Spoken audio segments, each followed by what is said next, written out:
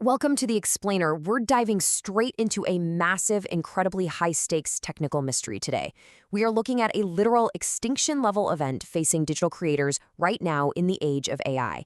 But don't worry, it's not all doom and gloom. We're also going to map out exactly how a resurrected 30-year-old internet protocol is providing a definitive, mathematically perfect lifeboat for human authorship. So let's jump right in. $2 billion. Let that sink in for a second. That is the terrifying estimate of the annual ad revenue digital publishers and creators are projected to lose. And why? Because of AI-generated overviews and autonomous zero-click searches. It's honestly enough capital to collapse almost every major digital newsroom, independent blog, and creative outlet that relies on the internet to keep the lights on. Section 1, the $2 billion extinction event. Right now, a staggering 58.5% of US Google searches are ending in 0 clicks. The web is fundamentally shifting.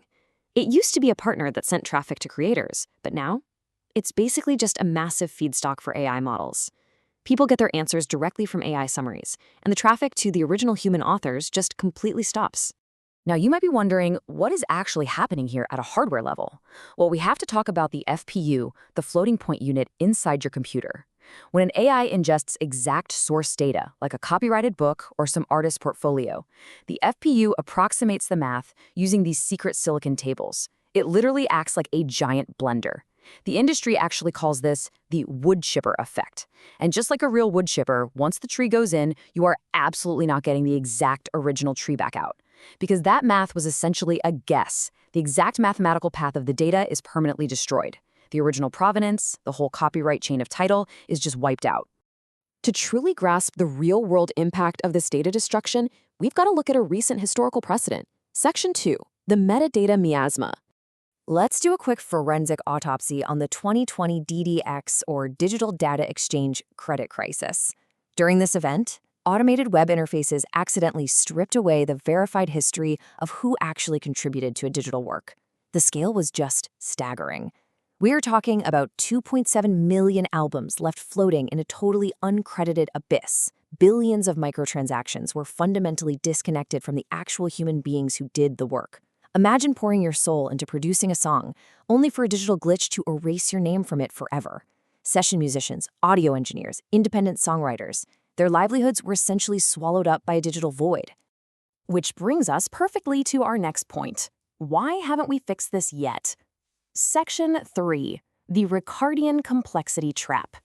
When developers realized the internet desperately needed a native, built-in way to secure payments and prove ownership, they hit a massive technical brick wall. What's really fascinating here is the sheer timeline of failure. There is an astonishing 30-year empty gap in this history. Back in 1996, internet pioneers like Tim Berners-Lee actually reserved the HTTP 402 status code specifically for native web payments. By 1998, it was officially solidified as payment required. And then, crickets. Literally nothing happened. This foundational piece of the web's architecture just gathered digital dust for nearly 3 decades, until the x402 protocol finally breathed life back into it in 2025. So what caused a 30-year delay? It boils down to a concept known as Ricardian complexity. For years, engineers were totally obsessed with building massive, direct on-chain payment protocols. Imagine trying to buy a pack of gum at the corner store, but to pull it off, you have to bring a whole team of lawyers, draft a dense 50-page legal document, and get a notary to stamp it right there at the cash register. That is Ricardian complexity.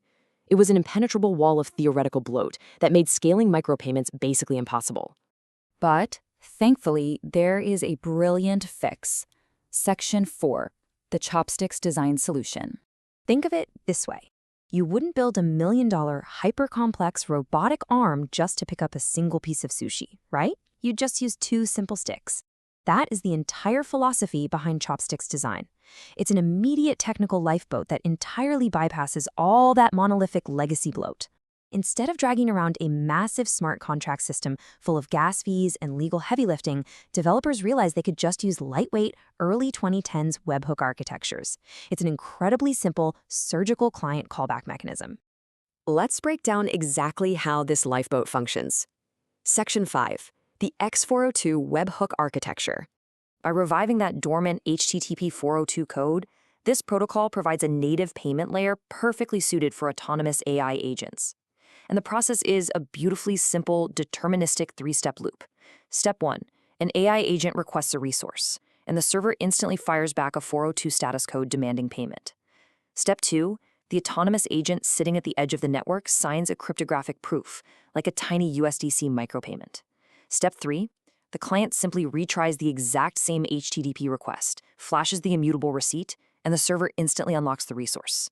It is completely frictionless. No humans typing in credit card numbers, no clunky subscription paywalls. To really ground this abstract protocol in physical reality, let's look at the Flow X402 Cheerbot. Now, this isn't just some 3D printed desk toy. It's a fully functioning robotic vending machine that acts as a physical switchboard for the entire X402 protocol. It bridges the gap, translating pure digital payments directly into physical action. Here's how it works under the hood.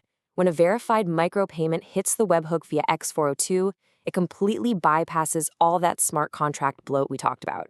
The bot simply reads a mathematically pure Lifeboat JSON state tree, basically an ordered list of commands, and reacts instantly.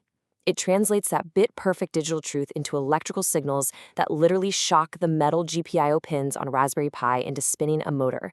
So digital value becomes physical action instantly and securely. Which brings us to the ultimate endgame here. Section 6, Securing Creator Sovereignty. If human creators are going to survive in an age of infinite AI generation, we absolutely must shift the foundation of our technology. We have to move away from the FPU gambler, the hardware that just guesses the math and destroys data provenance. Instead, this new architecture leans on the ALU surveyor. The ALU provides exact, verifiable arithmetic. It allows us to bake an undeniable record of sweat, a perfect cryptographic chain of title right into the digital substrate itself. It proves mathematically that genuine human effort actually drove the digital mission. So here is the absolutely crucial takeaway. By combining the exact truth of the ALU with the seamless payment rail of the X482 protocol, we turn a $2 billion extinction event into a massive Agentic Publishing House. Creators no longer have to rely on dwindling ad clicks. They can achieve friction-free pay-per-use commerce with sub-2-second settlement on networks like Base. Human creators can now sell direct, frictionless access to the very AI systems and autonomous agents that are scraping their work. You become the toll booth instead of the roadkill. As this landscape fundamentally shifts beneath our feet, it leaves every single one of us with a profound choice regarding our digital legacy. So, I'll leave you with this. Will you accept the fast, extractive casino of the current walled gardens, where human intent is treated as disposable feedstock? Or will you embrace the sustainable compounding vineyard, utilizing mathematically sound tools like X402 to ensure true human authorship is secured, cited, and compensated? The future of how we innovate really depends on your answer. Thanks for joining me on this explainer, and as always, keep building.